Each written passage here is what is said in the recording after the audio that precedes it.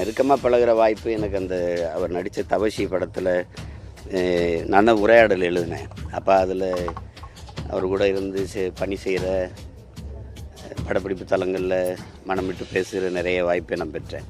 அதுக்கு முன்னாடி எங்கள் அப்பா மணிவண்ணன் அவங்கெல்லாம் நண்பர்களாக இருந்தபோது, நாங்கள் திரைத்துறையில் இருக்கும்போது நட்பு இருந்தாலும் கூட நெருக்கமான பழக்கம் இப்போ தான் எங்களுக்கு ஏற்படுது. நாம் தமிழர் கட்சியின் தலைமை ஒருங்கிணைப்பாளர் சீமான் அவர்கள் விஜயகாந்த் அவர்களுக்கு அஞ்சலி செலுத்திவிட்டு அவரை குறித்து செய்தியாளர் சந்திப்பில் பேசும் பொழுது, அவருடன் நெருங்கி பழகிய நாட்களில்தான் தவசி படத்தின் வசனத்தை எழுதினேன் என்று கூறியிருந்தார்.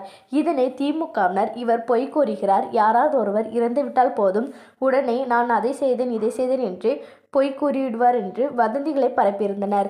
திமுகவின் இத்தகைய செயலுக்கு நாம் தமிழர் கட்சி தம்பிகள் தக்க பதிலடி கொடுத்திருந்தனர். அந்த வகையில் நாம் தமிழர் கட்சியின் தம்பியான இடும்பாவனம் கார்த்திக் அவர்கள் தனது எக்ஸ் தளத்தில் தமிழ்கடை நெல்லை கண்ணன் அவர்களின் மகனும் எழுத்தாளருமான சுகா அவர்களது பதிவு எத்தனை முறை செருப்படி வாங்கினாலும் திமுகவினர் திருந்த போவதில்லை என்று கூறியிருந்தார். நெல்லை கண்ணன் அவர்களின் மகனான சுகா அவர்கள் தனது எக்ஸ் தளத்தில் கூறியிருந்ததாவது: ஜிஜே பிலிம்ஸ் அலுவலகத்தில் நான் முதலாக நண்பர் சீமானை சந்தித்தேன்.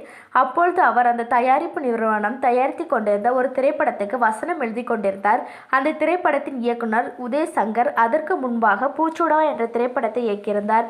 சீமான் வசனம் எழுதி அந்த திரைப்படத்தின் நாயகன் விஜயகாந்த், படம் தவசி என்று பதிவிட்டிருந்தார். இதனை நாம் தமிழர் கட்சி தம்பிகள் பகிர்ந்து திமுகவினரை செருப்பால் அடித்தால் கூட திருந்த மாட்டார்கள் என்று தங்களது கருத்தினை கூறி வருகின்றனர்.